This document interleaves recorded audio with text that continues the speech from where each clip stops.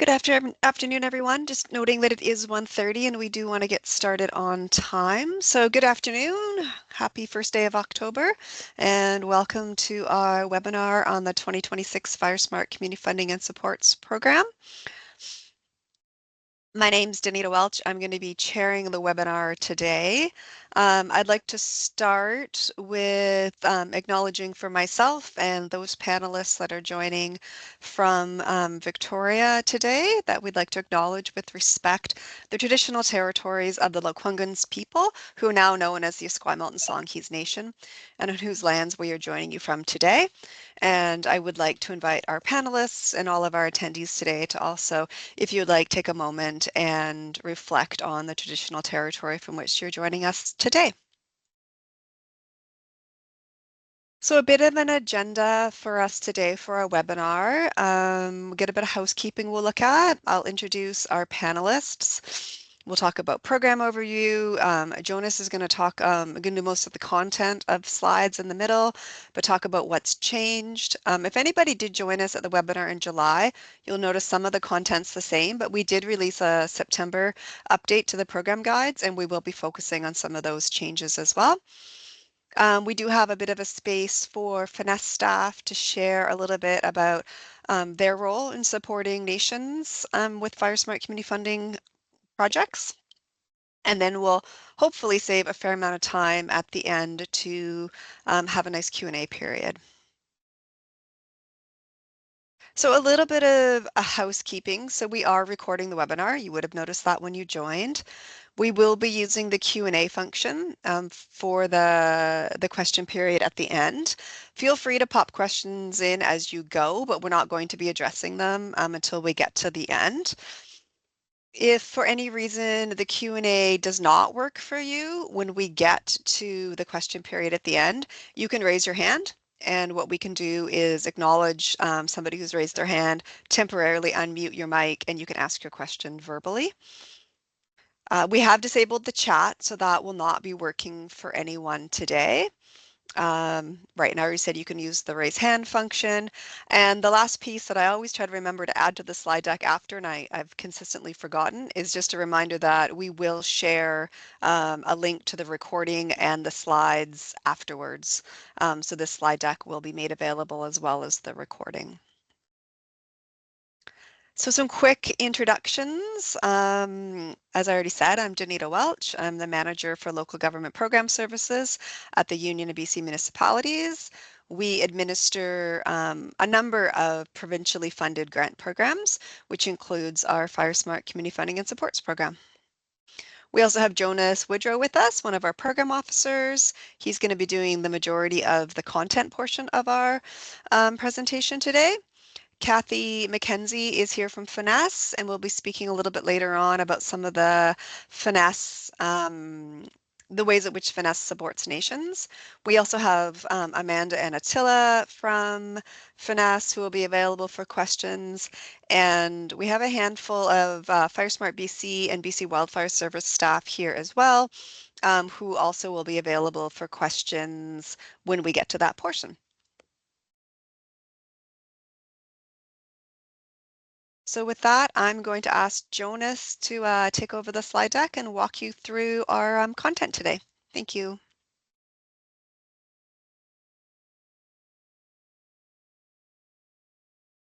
Okay, thank you, Danita. I am just having a little bit of trouble here making sure that presentation is up.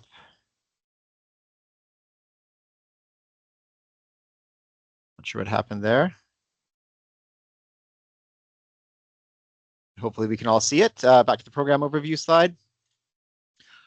All right. Yeah, as Danita mentioned, some of this will be a bit of a repeat from our July webinar, but also we will be sharing some of the updates that came out in the September edition of the program guide as well.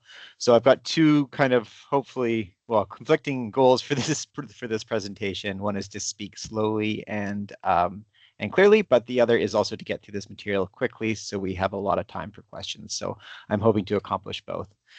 So very briefly, starting out with the background of the program, the intent of the program of the FireSmart Community Funding and Supports Program is to provide First Nations and local governments across BC with funding to build wildfire resiliency in their communities.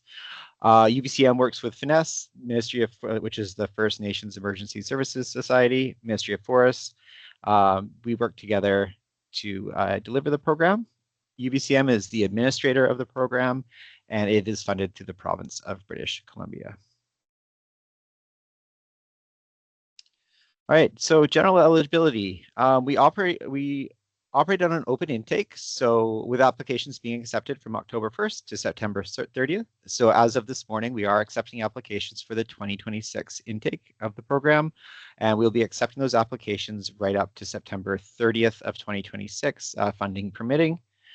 I will note that we do have, I think, 2 applications in already, which is great. Eligible applicants, it's open to all First Nations and local governments in the province, and applicants can choose to pursue 1 or 2 years of funding. We've broken this slide a little bit out into kind of the application-based process and the allocation-based process. So starting with the application-based process, for an application-based application where you're applying for, you're letting us know the specific activities you want to do and then applying for the funding. So in order to apply for an application-based application, you need to have what we call the FireSmart Foundation in place, which is the plan, the position, and the collaborative. So the CWRP, a FireSmart position, and a member of a collaborative, member or leader of a collaborative in your community. If you don't have those things, you can still apply to obtain those things, but you'll also be limited in what else you can apply for. So you wouldn't have access to the full suite of activities until you get those pieces in place. It is a risk-based funding program, so communities in a higher risk class 1 to 3, are eligible for up to $200,000 per year in funding, and a risk class 4 to 5 up to $150,000 per year in FireSmart funding. For those eligible for the allocation-based program, for those eligible for allocation-based funding, which essentially is, you put in a funding request, you request funds, and you kind of go about you pursue the eligible activities listed in Table 1 for FireSmart activities without having to kind of submit an application first. Communities that are eligible for that funding are going to be applicants who are in the higher risk class 1 to 3, and communities that already have those foundational elements in place. So have the plan, have the position, and have the committee active in their community, or the collaborative active in their community. I caught one of the committees, not both, unfortunately. Yeah, and their base funding is up to $200,000 per year.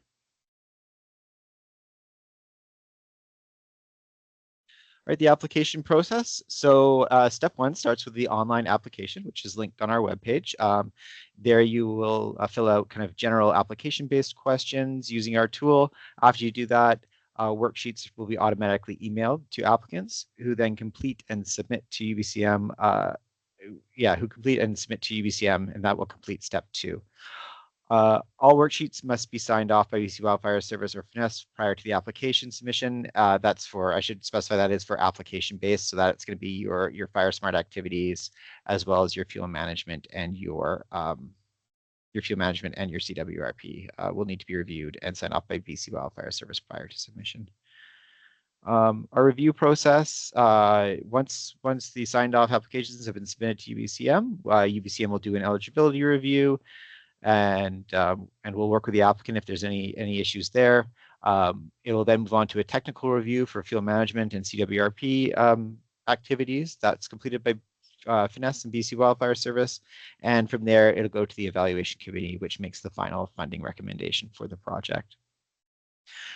Review timelines, adjudication timelines, about 120 days for application-based projects from the date that we receive a full and complete application, and 60 days for allocation-based projects.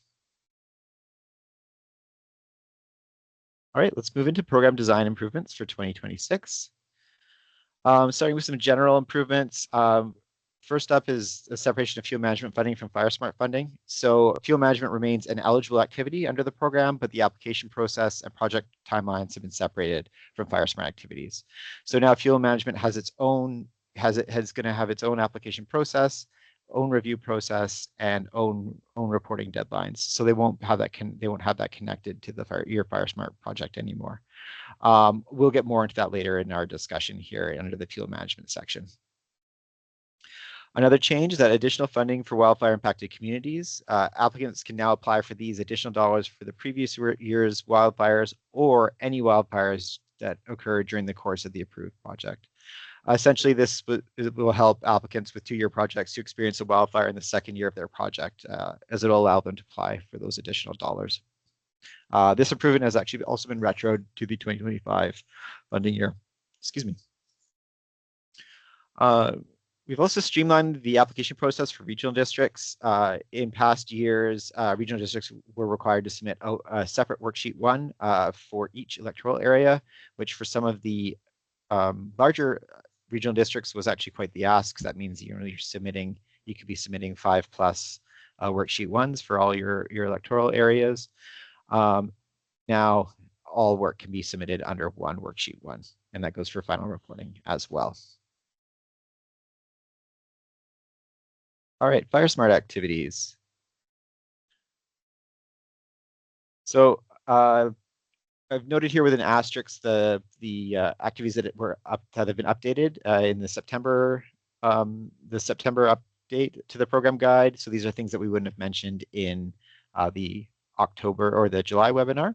But I'll start from the top there. So it's Junior FireSmart Coordinator positions are now eligible for funding. Those are kind of summer students, youth positions, that type of thing are now eligible. What those positions won't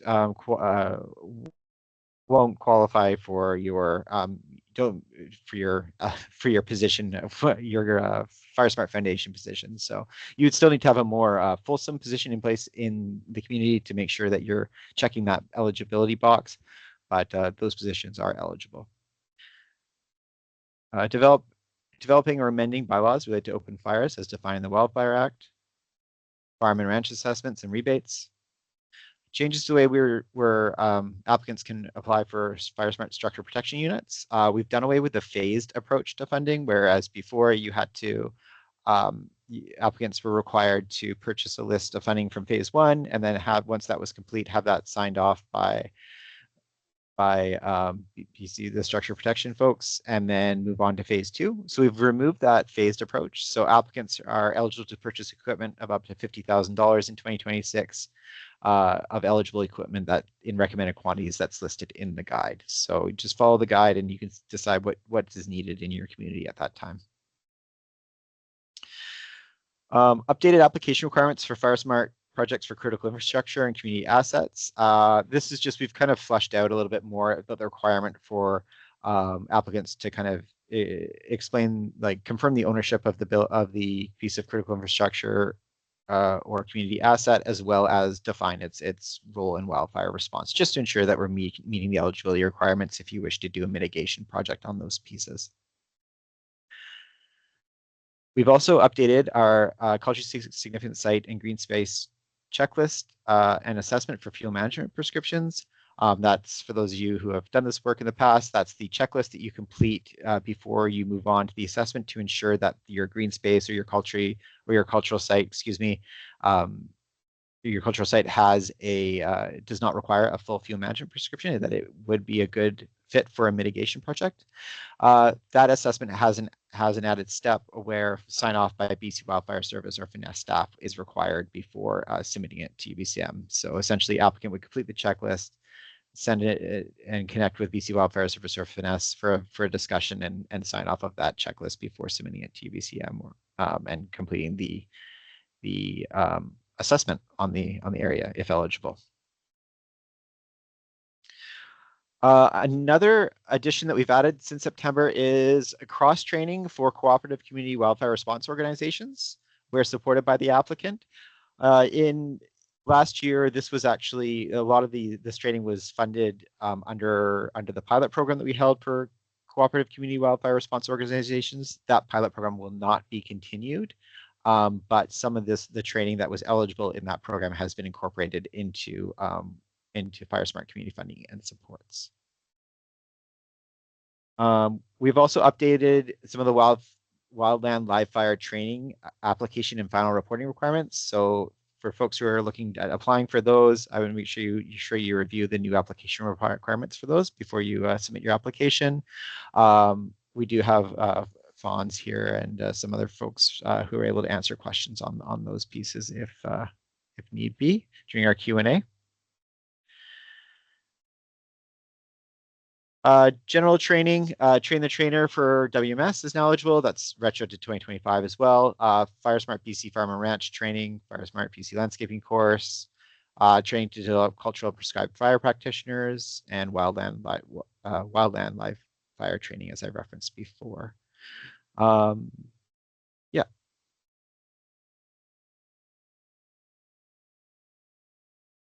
Okay, moving on to CWRPs. Not too much to add here. We do have a new instruction guide and template under development that we're looking at releasing. But I did think that this slide would be a good opportunity to just kind of highlight a place where there's a little bit of a bump in the road for applicants when applying for a new CWRP. Something that we kind of noticed consistently was just ensuring that applicants were getting correct, the description of the AOI and the eligible urban interface, eligible wildland urban interface, the eligible WUI. That some applicants needed and did take a couple of attempts to get that correct over the last two intakes. So we just want to make sure that we're clear on what we're asking there. So I've actually pulled the definitions right from the guide. So if you are applying to start a new CWRP, the area of interest is going to be essentially the geographic scope of the CWRP, which for the purposes of FireSmart Community Funding and Supports Program, the AOI is the area within the municipal boundary, regional district boundary, or boundary of First Nations land. And that could be just one specific AOI, one geographical area, but it could also be, in the case of First Nations and some municipalities, even it could be like a couple of separate pockets of areas. For the eligible WUI, this is kind of a key definition that's important to remember. So for the purposes of the FireSmart Community Funding and Supports Program, the eligible WUI is generally defined as a maximum of 1 kilometer from structures within the AOI with a structure density class greater than 6. So we're really looking for for applicants to be measuring that eligible WUI from structures who meet that structure density class of 6. Inside the AOI. So it's not from structures outside the AOI, it's from structures within the AOI. So there's another important piece to keep in mind as you apply. I also added on this next slide, I don't know how well that shows up, and honestly, it probably doesn't show up too well, but it is a good reminder that we do have a sample map available in the program guide, as well as on our website that applicants can take a look at when they're building their website. I think this is Clearwater. Yeah, Clearwater. So it outlines the AOI as well as the eligible WUI. And yeah, it is available on our website, and I think it's in the program guide as well. Actually, it is in the program guide as well. I know that. All right, on to fuel management. So as I previously mentioned, the application process for fuel management has changed. Fuel management does remain eligible in 2026. However, it is separate from the FireSmart activities. This means that the fuel management projects will have a different application reporting requirements and timelines. The separation is in response to feedback heard that fuel management projects, which can experience delays, impact communities' ability to run a continuous FireSmart program. So essentially, if you've got a fuel management project that's taking longer than you expected to complete, and then you run out of funding to continue working on FireSmart projects, it's not really ideal for a wholesome FireSmart and fuel management program in a community. To be eligible for fuel management funding, applicants must have an approved 2026 application or allocation-based funding project for FireSmart activities. So you have to first apply for and have an approved FireSmart project on the go in the community, a 2026 FireSmart project on the go, and also have the FireSmart foundational pieces in place. Projects can be 1 or 2 years and are eligible for up to $100,000 in funding per year. Additional funding is available for certain types of projects on Crown land, and I'll go over that in either the next slide or the slide after. I think it's the slide after. There's a table that we have I can share. Other than the process change, the application-based funding for fuel management is pretty similar to how it was run in previous intakes. You'll worksheet 2 is still called worksheet 2. You'll fill that out. You'll take that to BC Wildfire Service for sign off before submitting to UBCM with all the required attachments. And then it'll go through, a technical review with BC Wildfire Service Finesse, with BC Wildfire Service or Finesse for the initial sign off, and then it'll go to a technical review with BC Wildfire Service or Finesse, and then to the evaluation committee for final funding decision. Some changes to the 2026 program. One is that field management activities exclusively on Crown land outside of the AOI, but within the eligible WUI, may now be considered for funding.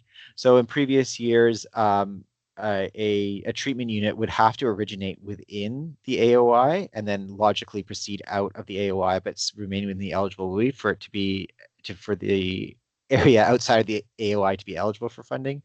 But now, as long as that area, even if it is outside of the AOI, is within the eligible WUI and it's on Crown land, it can be considered for funding. Updates in the September update include updated application map requirements. So if you're looking at applying for fuel management, I would definitely encourage you to read that over, or read the appendix over, and make sure that you're clear on what's required for the mapping requirements. Essentially, the big change there is that we are requesting the eligible WUI it be demonstrated in the application map. Also, generally speaking, lands owned by colleges and universities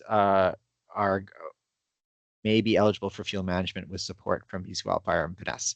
And I have a full other slide on that because I want to make sure that I'm very clear in what I'm saying. So essentially, the definition of publicly owned land, which the program uses, I've taken it directly from Appendix 1 here in the program guide and included it here.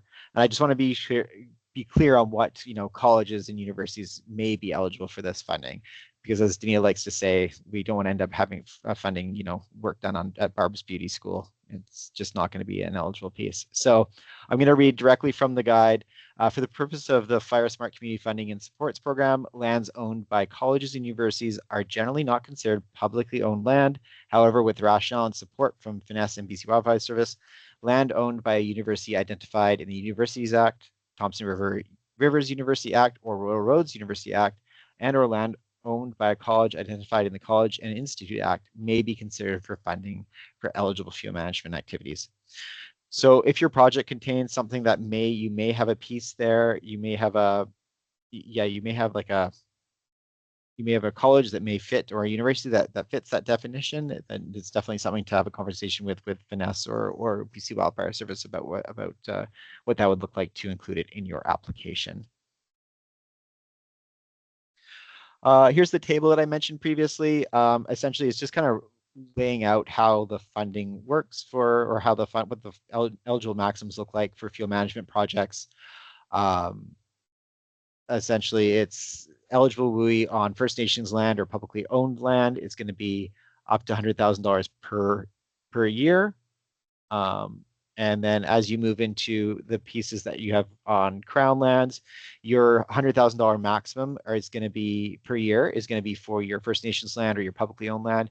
But if you are also doing Crown land treatments in those that are eligible Crown land treatments, they are going to be eligible for additional funding to no maximum. So essentially, if you've got $200,000 in fuel management work you want to do on publicly owned land, as well as $100,000 in fuel management work on a piece of Crown land, a piece of eligible Crown land, that you could, and you have a 2-year project, you could fund all that full $300,000 with grant funding. This table is taken directly from the guide too, so you'll be able to see it there from the fuel management guide. All right, getting ready to wrap up here. Just some general tips and tricks. Focus on table 1 in the program guide. is kind of a good advice for all of our programs. Table 1 is going to let you know what's eligible and what's not eligible, I guess outside of the field management guide, which I think it's in table 2 there because of the previous table is table 1. Anyways, but that's, if you look at the table that's going to outline eligible activities, that's the one you want to look at, and just make sure that that you're starting from a place of what you want to do is an eligible activity in the program, that your idea is something that the program would support.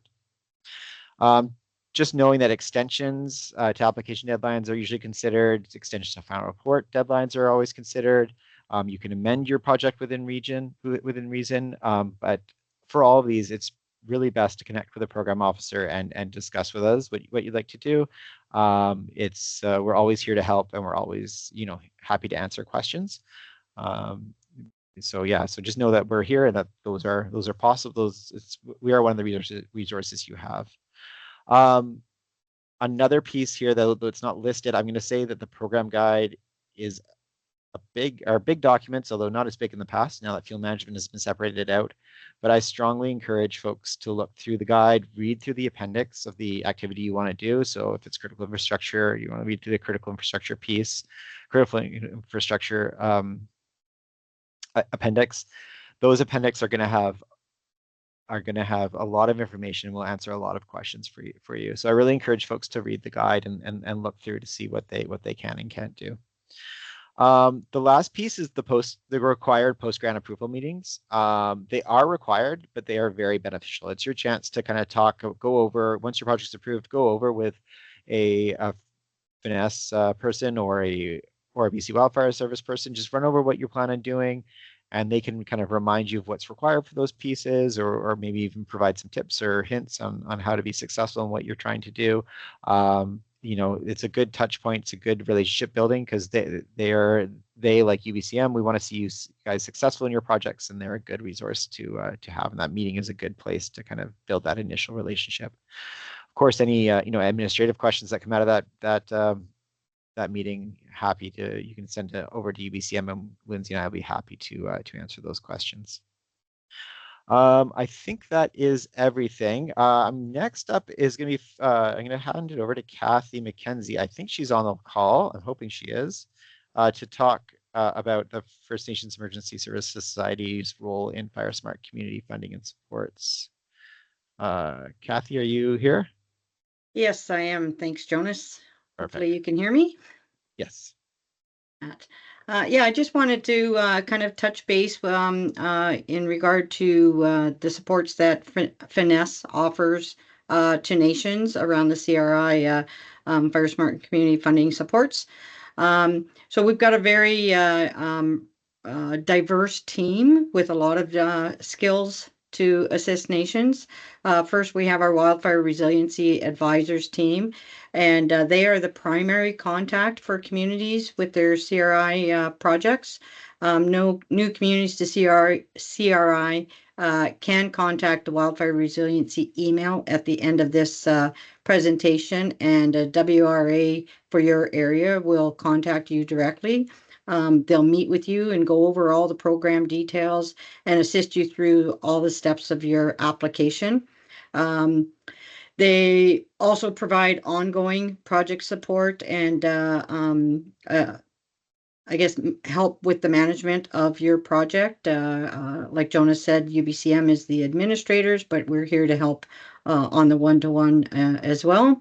They do your CWRP review, so it's really beneficial if you include them in your CWRP development. They also provide the operational fuel treatment technical support. So key to having them do site visits when you're talking about doing a operational fuel treatment within your area. We also have the FireSmart advisors, and they provide support for all education and FireSmart education and outreach activities. They assist all the new FireSmart coordinators in developing strong, meaningful FireSmart programs. They mentor FireSmart coordinators, provide the wildfire mitigation specialist training for nations. So if that's part of your project, then your WARA will reach out to the FireSmart team for making sure that that gets scheduled. And they also lead the Indigenous Outreach Alliance, which is a really great support group of all the FireSmart coordinators within the nations, where lots of ideas are shared and guest speakers are brought in. So a really great support to be included in. And then finally, we also have our cultural and prescribed fire specialists. They will assist nations in developing projects that use cultural or prescribed fire, obviously. If a nation wants to include this in their CRI application, then your wildfire resiliency advisor will automatically include the CRX team in the application discussion. So we'll bring them in early to assist nations in working through the best options through your funding. Nations can also reach out directly to our cultural and prescribed fire team to discuss their plans and how best to fund them. There's other funding sources potentially out there that may work better than the CRI, or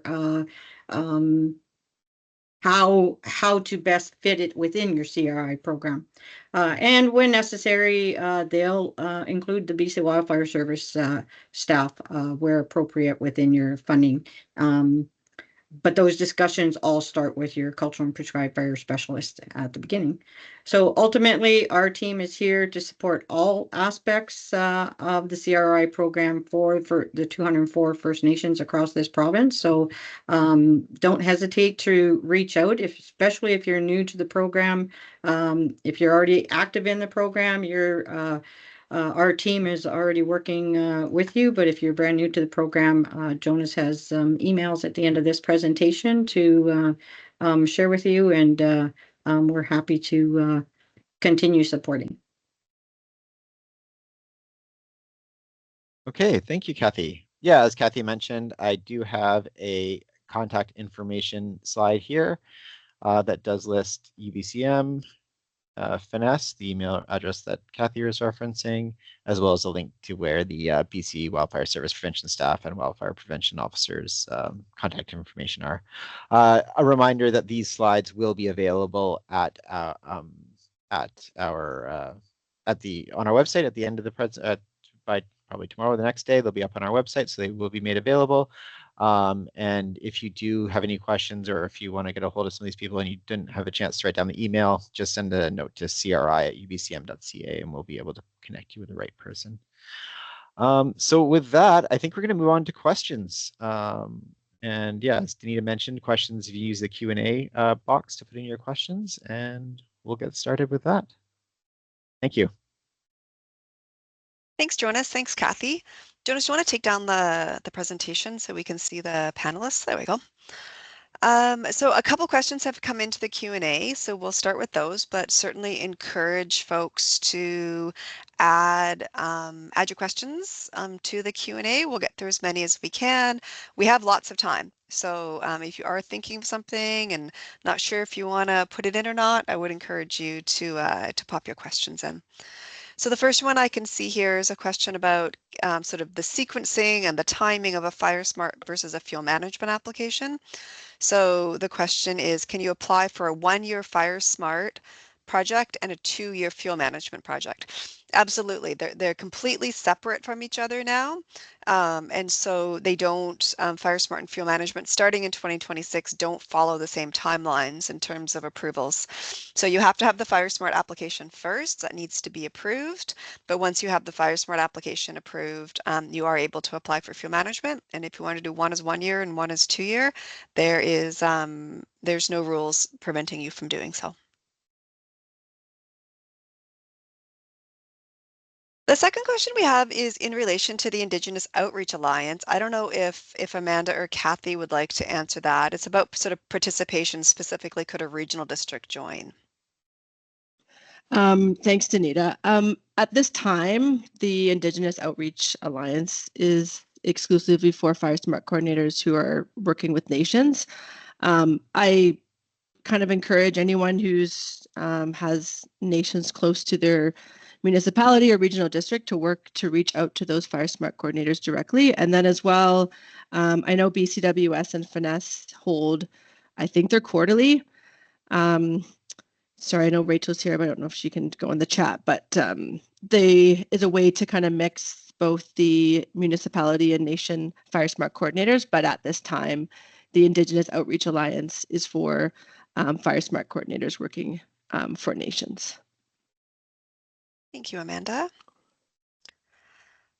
I see another question for Finesse, so I'll read this out and then I'll let, Kathy, Amanda have a choice about who wants to answer it. Do some of the Finesse staff wear multiple hats and do more than one role? Resiliency advisors, FireSmart advisors, cultural and prescribed burn. So the wildfire resiliency advisors can assist nations with their FireSmart, determining their FireSmart activities in the application. So in that sense, they sort of wear the FireSmart hat. But when you're coming to on the ground activities, you may get kind of a mix of your FireSmart coordinator or your FireSmart advisors and your wildfire resiliency advisors. Our FireSmart advisors their strengths are in all things FireSmart, from FireSmart BC, that higher education about FireSmart, but at the same time, they work closely with their wildfire resiliency advisors. Similarly, with the culture and prescribed fire, the wildfire resiliency advisors work closely with the culture and prescribed fire team. Ultimately, we're here to provide that support to develop strong applications addressing the priorities of the communities. So we work as a team to get those priorities done, whether it's directly just with the WRA. A WRA will always stay connected to the project, and they will bring in other supports as needed or recommend other supports as needed within their project. But they will be the ultimate ones that stay throughout the duration of the project as well. So I hope that answers that question. Thanks, Kathy. Another question in relation to fuel management and FireSmart applications and how those will align. So let me just get the whole question here. So 2026 fuel management application requires an approved 2026 FireSmart application, correct? Yes. So that is the initial piece of sequencing that you'll want to understand, is that you have to get a 2026, and this is just 2026 moving forward. The program rules for 2024 and 2025 aren't changing.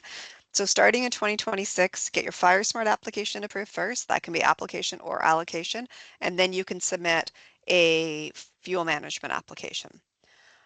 This goes on to have an example. So if a local government or First Nation with a current 2025 application will have to wait till the application is within 120 days of completion and then apply and get approved for a 2026 FireSmart and then apply for 2026 fuel management. Yes, exactly that. And I mean, and we know this is a change, and we know that, the overall challenge of ending one project, moving on to the next project can be tricky. This program, more than any other funding program we administer, is supporting direct employment for nations and communities. And of course, we don't want to see those FireSmart coordinators kind of let go or have a lapse in employment. So as always, contact your program officer, contact Finesse if you need some advice around how you can finalize, for example, a 2025 project while at the same time getting everything you need for 2026 all lined up, so that in a perfect world, it's without interruption in funding. Okay. Oh, now we got a whole bunch of questions. That's great. Okay, so can you apply for 2026 funding if the 2024 application is still open, but the interim report has been submitted and is more than 120 days from the set deadline due date for the 2024 application? Okay, I'm gonna have my timeline skills are not super strong right now, but let me just sort of pull this one apart, or Jonas, if you want to jump into this one, just bring yourself back off camera. But essentially, for 2024, you'll need to have that wrapped up. And then as long as you submit the interim report. So for those of you that aren't familiar, we brought in a concept of sort of this 120-day window a couple years ago, and the idea being that it takes, generally speaking, up to 120 days from the receipt of a complete application to have that application approved. So if you let us know when you're about 120 days away from finishing, say your 2024 project, within that 120 days of finishing your 2024, you can submit your application for 2026. The idea being is that that overlap of reviewing or you finalizing your, or excuse me, finishing your 2024 project while we're reviewing your 2026 application, those 220-day windows can overlap. And again, in a perfect world, the sign off on one and the approval of the next is as seamless as possible. So you can submit your application as long as you've submitted that interim report in relation to finishing your current project. Jonas, do you want to pop in there? Yeah, the only thing I would add is that before approving your 2026 project in this example, you would need your final report to be submitted for your 2024 project. Mm-hmm. So that's the only other piece that I would add. Thank you. So question about fuel management. Do we need an updated CWRP before we can do any fuel management projects? I don't know. You need to have a CWRP that is acceptable to either FINESS or the BC Wildfire Service. Generally speaking, that means that it's a CWRP developed on our current guidance template, excuse me, with the current guidance document on the template, and that includes both FireSmart and fuel management priorities. There are still some communities operating under the old community wildfire protection plans, the old CWPPs, because they're still deemed appropriate for their community. They're still meeting the needs of the community. Historically, you have been required to have all fuel management, all proposed fuel management treatment units identified in your CWRP or CWPP. We have created some allowance for projects that are not identified in a plan to be considered for fuel management. But there are a few steps to getting those approved. You do need to have support from either FINESS or the BC Wildfire Service. You do need to show that the treatment is meeting the intent of the program. So it's a wildfire risk reduction project.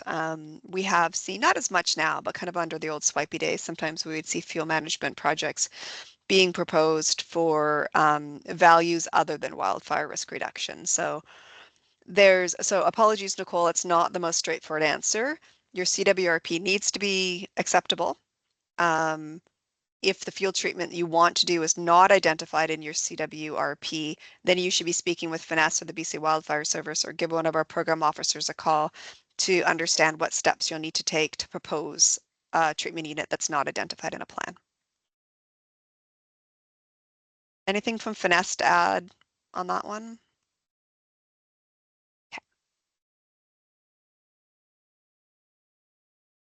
Back to FINESS in terms of your staff, just question around, are all the staff listed on the FINESS website and are they regional?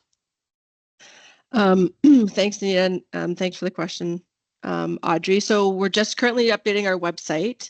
I'd say for the most part, the WRAs stick to the regions, which are generally the fire center boundaries, but we definitely have some overlap. So sometimes we have two wildfire resiliency advisories covering the Kamloops Fire Center. So I think the best, we have an updated list that I could email you personally before it gets updated on the website. But if you want to just email wildfireresiliency@finesse.bc.ca, and we can share that information with you.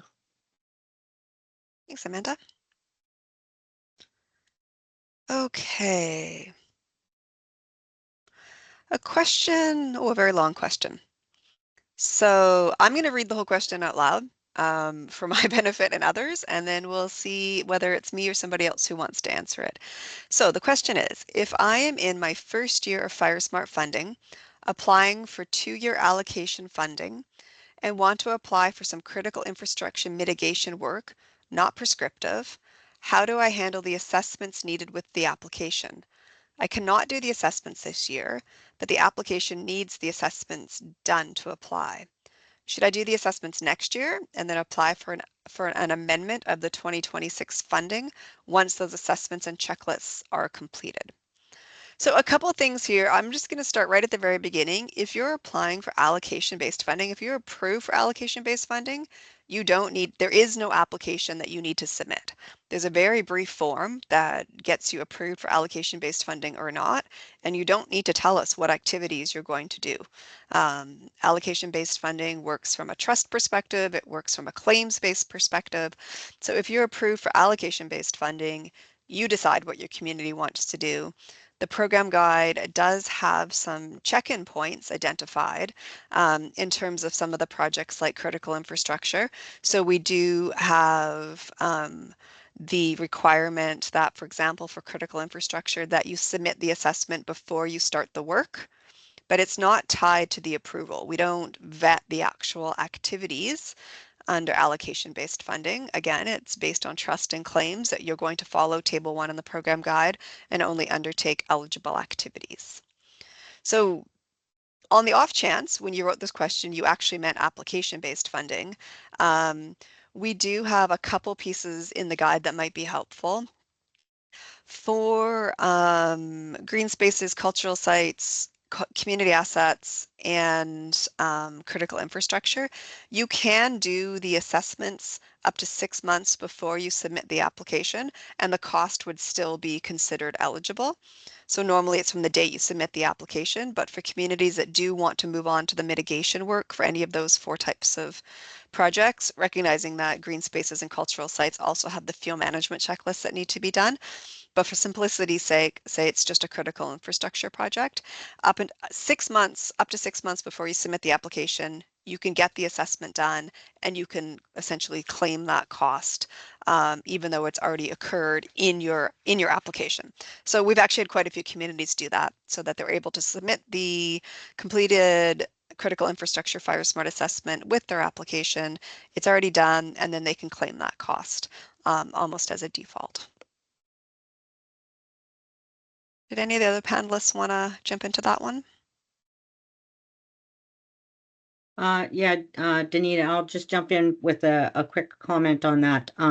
So Finesse will, in those situations where some critical infrastructure assessments or other assessments may be needed, Finesse is also available to support in doing some of those assessments for nations, for creating finalizing their applications if those things are needed. So that's another support that Finesse will provide to nations.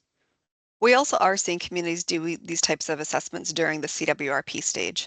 Yeah. So when the CWRP is identifying critical infrastructure, identifying community assets, green spaces, cultural sites, we are seeing communities doing the assessments at that time. Okay. So a question around eligibility for societies. Would a community created fire protection society within a regional district be eligible for funding? This would be for an area that is not currently covered by a fire department. No, not as a direct applicant or recipient of funding. Only local governments, in this case, municipalities or regional districts, are the eligible applicant.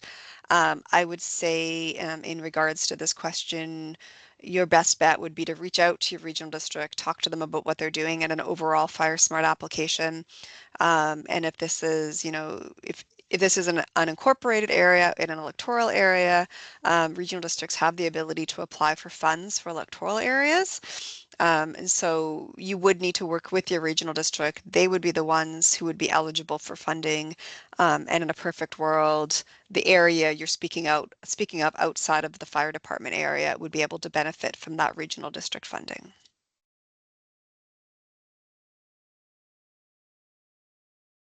Okay.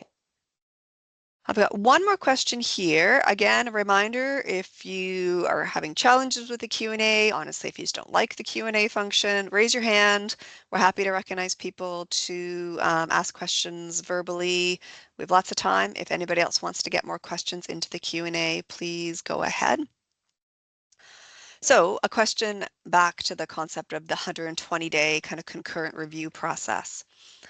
Going back to the 120 days, to let UBCM know through an interim report is to be submitted. Once that interim report is submitted, can we submit the 2026 application and start assuming risk for our FireSmart positions? Let me just read this one more time to make sure I'm reading this right. So once you submit the interim report, that's giving us a signal that your current project is within 120 days of wrapping up. So say you submit that to us on December 31st. I'm just picking random calendar dates, but just for the sake of an example, you submit your final report to us on December 31st, and it's complete. We have everything. On January 1st, you could submit your 2026 application. We would then be under a 120-day review for both. So we would be looking at, you would be having your 120 days to wrap up your current project. We would have 120 days to get your current application reviewed. And as Jonas stated before we could approve your 2026 application, the complete final report at some point in those 120 days would have to be submitted. In terms of the risk management, any activity you identify in an application, you can expend dollars on from the day you submit the application until the day you submit the final report. So yes, it is a risk managed situation. Up until now, we've had the immense benefit that the funding we've had for FireSmart community funding supports has meant that all eligible recommended projects have been approved. Some communities have taken longer than 120 days to reach that approval due to a whole host of things. Generally speaking, it's incomplete applications or applications that include ineligible aspects that we've had to have removed. But we certainly haven't been in a position that we've had to decline any projects due to a lack of funding. The honest answer is that might change in the future. We haven't had new dollars committed to the program. Certainly we are running the 2026 program, but it might look a little bit different this year in terms of adjudication. But if anything, sort of changes substantially, we will provide a lot of communication up front. But to the question at hand, yes, you can risk manage from the day you submit the application. Once we have the interim report, you can submit the application. Once we have the final report, we can we can approve the application. And if you ever want to chat with one of our program officers for your specifics and the specific dates, do please give us a call. Another question just came in around staff costs. The percentage of the FireSmart positions hours dedicated to worksheet 2 activities, for example, general project management, procurement, site visits, community engagement, etc. Do these hours budgeted at the FireSmart coordinator's wage count towards the cost per hectare? Yes and no. It's not so much that it's not the fact that it's wages that would make it count towards the cost per hectare or not. It's the activity that's being undertaken. So might be easier to address your question offline looking at a worksheet 2. So I would encourage you to connect with our staff and we can get into a bit more detail on this one. Yeah, it's not based on the fact that it's wages, it's based on what activities are being undertaken and whether or not that contributes to the cost per hectare for fuel management.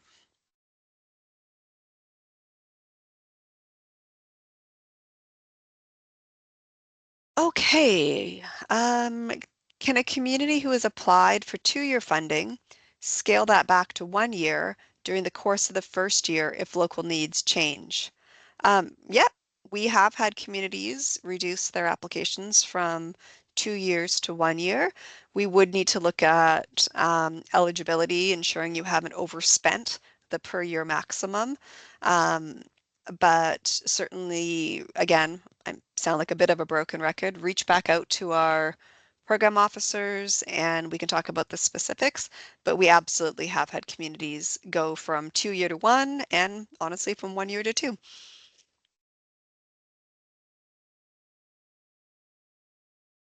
So I'm just going to pause for a second. There are no more questions. I don't see any raised hands, and I'm just going to check our external chat here just to make sure I'm not missing anybody who might have raised their hands. I don't see anything. So I'm just going to wait for 10 seconds, see if anybody wants to add anything. While I'm waiting, if any panelists had something that you had hoped to want to share today or hoped that you would have a question about, and you would like to share that now, same thing, just come off camera and we are happy to open it up to the panelists as well. Go ahead, Fons. Sure. Hi, everybody. No questions about the wildland live fire training piece, but I just thought maybe for the groups as you kind of scale to it, I suggest everybody go check out the Rose Hill video from this year from the Kamloops Fire Department and Kamloops Fire Center and the local nations working together to do some fire smart burning and that cross training. That's in essence the guts of what we're trying to do is support the cross training of Indigenous fire services, local community fire departments in the BC Wildfire Service, so that when we have wildfire interactions, it's not the first time that we've worked together or and stuff like that, and also increases the awareness and of processes and procedures that come with culture and prescribed fire implementation as you kind of scale into your fuels management. So it's new. Reach out to myself or Ashleen if there's any questions that come up, or your local fire center. And yeah, if any other questions that come up after this call, feel free to reach out. Thanks, Fons. Any other panelists want to add anything? Yeah, sure. I'll pop on. Thanks, Danita. Rachel Woodhurst, the program lead for FireSmart BC. Just could tell from the questions that there might be a couple new folks out here kind of joining on to FireSmart.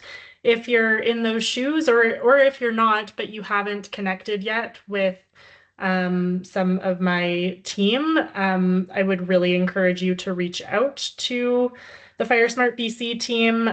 We have, as Amanda mentioned, that quarterly FireSmart coordinator call.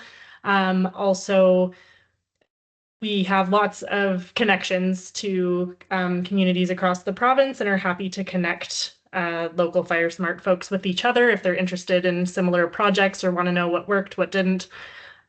So feel free to email our team. You could probably reach them easiest at support@firesmartbc.ca. But I would just strongly encourage you to plug in with the FireSmart BC team. Thanks, Rachel. Thanks.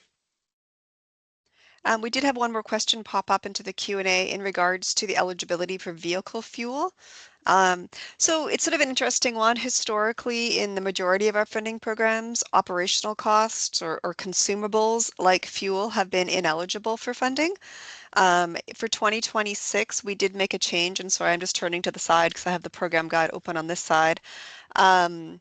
If you, I have the FireSmart application open, but if program guide, excuse me. So if you look on page 21, there we have started to allow incremental administrative and or operating costs that are directly related to eligible activities.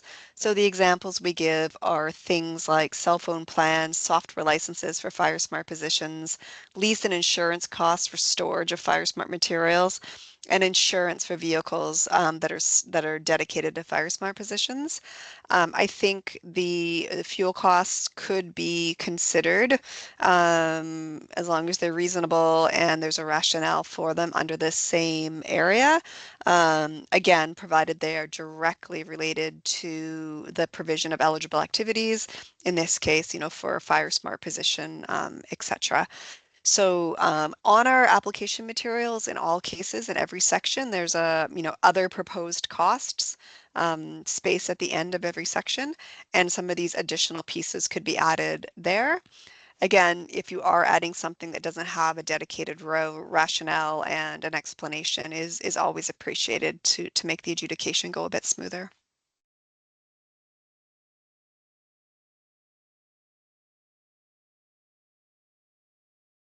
Okay, so I'm not seeing any more questions.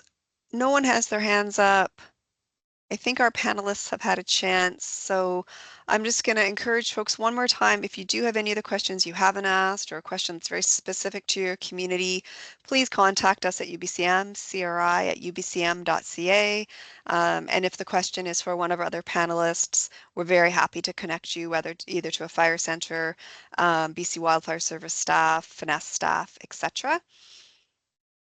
I want to offer my thanks to all of our panelists today. Thank you for taking the time to be here today in this weird week where Wednesday feels very much like a Monday. I don't know if I'm the only one who's highly confused about today, but um, thank you very much. We rely on your expertise and wisdom and really appreciated the time that went into setting up this webinar and then the time today. I just saw a note. We don't currently have any other webinars scheduled for FireSmart community funding and supports. If we are realizing there's a demand, it's certainly easy for us to put one on. So if that's something you'd like to hear more of, let us know. Otherwise, just reach out to our program staff and we're happy to answer questions. So thank you to everyone who joined us today, and thanks again to our panelists, and I hope everyone has a great afternoon. Bye. Thank